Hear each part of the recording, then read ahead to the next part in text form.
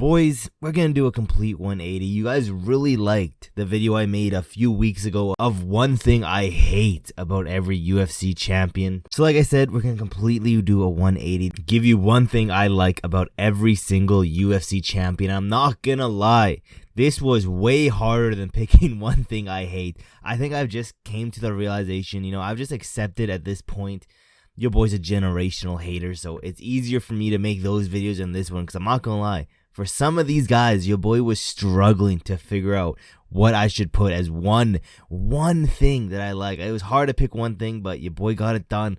Let's start off with flyweight, end with heavyweight, starting with Alexandre Pantoja. The one thing I like about Pantoja is, there are moments of old Pantoja where he would go swanging and banging. We do get glimpses of that here and there. Yes, we do still get a bunch of camping and half guard. But there are points, especially in his recent fight against Steve Ercik, there was points where, he was getting jab to the face, walking forward, trying to land a big looping shot. We do get glimpses of the old Pantoja that we all used to really enjoy watching. Moments where he's there to fight, moments where he doesn't care if he gets hit as long as he hits something back harder. So yeah, that's the one thing I like about Pantoja is sometimes he can lead on into a war, sometimes he can forget the game plan of camping and half guard and go straight into a war. Although those moments are few and far between, there are still moments. It is still something that does happen occasionally. So that's one thing I like about Pantoja. Let's go to Sean O'Malley. The one thing I like about Sean O'Malley is, in my opinion, right now in the current UFC champion roster that we have,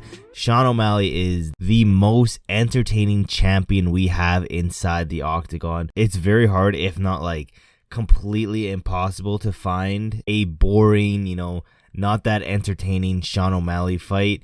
Even when he was on the Contender Series, even when he was going up the ranks, all of them were fun. You can say, okay, what about the Moutinho's fight? Okay, that's one you can say there. But up until the eye poke, it was looking pretty entertaining. It was shaping up to be one of the more fun fights. But, eye poked happened. It is what it is.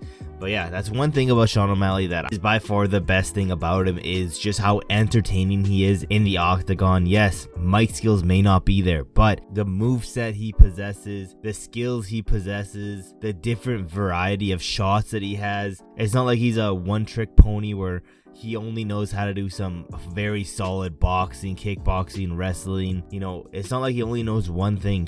His entire stand-up game is just by far the best out of everyone. Plus, he's got those hands and he puts people to sleep. So that's the one thing I like about Sean O'Malley. Let's go into Ilia Topuria. I'm not gonna lie, this is also a very hard thing to pick about Ilia Topuria. Mainly because when I think of Ilia Topuria, at this point I don't even think of Ilia. I think of his just annoying fan base where they just glaze this guy way too much, even though 2 fights ago, I guarantee the guys who glaze him now had no idea who he is. But ever since he became champion, these guys have multiplied by a million. They're so freaking annoying. But regardless, this isn't a video going about what I hate about them. This is one thing I like about them. The one thing I can say about Ilia Topuria is he can do everything. He's not a one-trick pony. He has the wrestling, he has the counter wrestling, he has the defenses, he has the striking, he has heavy hands.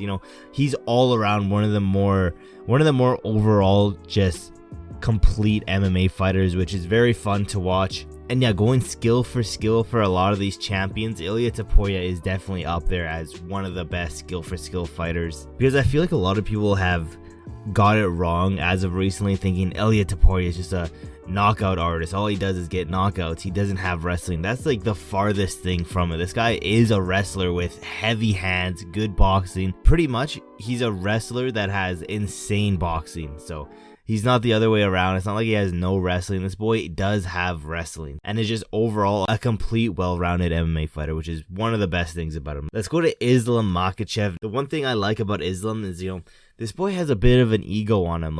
If you pay attention in some of his last fights, perfect example of when he won the belt against Charles Oliveira. All I can say is it's his ego, because Islam Makhachev loves to finish or beat his opponents at the opponent's game, if that makes sense. So, for example, Charles Oliveira, this boy had the most submissions in the UFC. So Islam Makhachev, throughout the entire fight camp, was saying, this guy has the most submissions. I'm going to be the one to submit him. He submitted him. You can say the same thing about Volkanovski as well.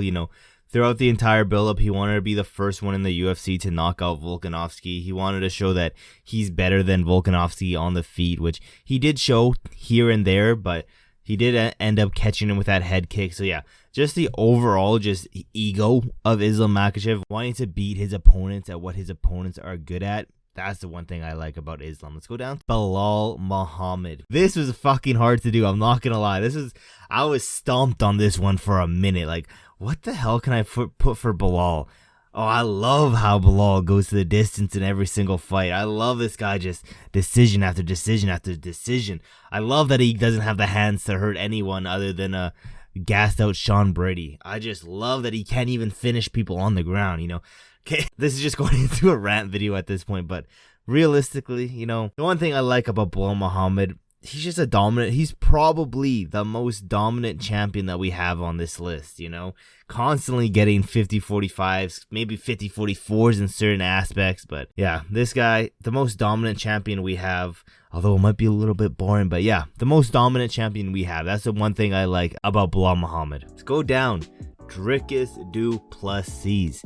The one thing I like about Dricus, I kind of have two. The one thing, I love when this boy just starts gaslighting his opponents, you know, and to be honest, at this point, he could have called Izzy, you know, the slur that we all know, live at a press conference, and then like 5 minutes later, he could have gaslit all of us into saying, you know, that never happened, that shit was AI. At this point, I would believe him too. But yeah, the gaslighting of DDP, I think also another thing is, this boy has some underrated trash talk. I want you guys to tell me, you know, let's go MMA in general. Out of every single MMA promotion, every single fight that's happened, can you name me a single fighter in all of MMA history? It doesn't have to be UFC, I'm talking about MMA. All MMA history. Has there ever been a fighter that has made their opponents cry from his trash talking? Not just one, but two opponents. If you guys can find me and tell me that, I would be surprised. I think Dricus right now, undisputed, undefeated in that aspect. But yeah, those are the things that I like about DDP. One of the more fun champions. If you guys didn't watch my video yesterday of how to increase every fighter's popularity, make sure you watch that, because I had some things for DDP that, in my opinion, if he implements those things, this boy could go down into one of the biggest UFC stars we have in current MMA. But yeah, let's keep going down. Light heavyweight Alex Pereira. I think this is a no-brainer. The one thing I like about Alex Pereira, this boy has vicious power, one-shot KO power. He puts everyone out, you know, other than a Jan Blachowicz, everyone else. I think he didn't even knock out Bruno Silva, but regardless, all of the big fights, this boy has got knockout power, has knocked out every single guy. Plus, in my opinion, he has the best walkout in UFC history. You know, maybe you can put someone like a Diego Sanchez running out with a crucifix, but in my opinion, you know, in all seriousness, Alex Pereira has the best walkout. He has, you know, when you're watching, for example, when you're watching O'Malley, you're very entertained throughout the fight. All of his attacks are fun to watch, fun to look at. His spinning attacks, his kicks to the stomach, all that stuff really fun, snappy, and just fun to watch. Alex Pereira, the entire time, you're on the edge of your seat just waiting for that left hook to connect. So Alex Pereira, those are the things that I like about Pereira. Let's go down to the heavyweight division. Undefeated, undisputed, the reigning, defending heavyweight champion Tom Aspinall. The one thing I like about Tom Aspinall is, in the current heavyweight division, he has to be the most well-rounded and most skilled heavyweight fighter that we have. He is the definition of the next generation of heavyweights, and if we don't see heavyweights like him in the future, if we don't see heavyweights as athletic that move like Tom Aspinall, he's going to be miles ahead of everyone for the next foreseeable future. To be honest, he is the next level of heavyweights, because to be honest, we've seen every single division, you know, grow and upgrade and evolve through time, except for the heavyweight division. It seems like the heavyweight division has always been a lot of just overweight, fat, middleweights / light heavyweights.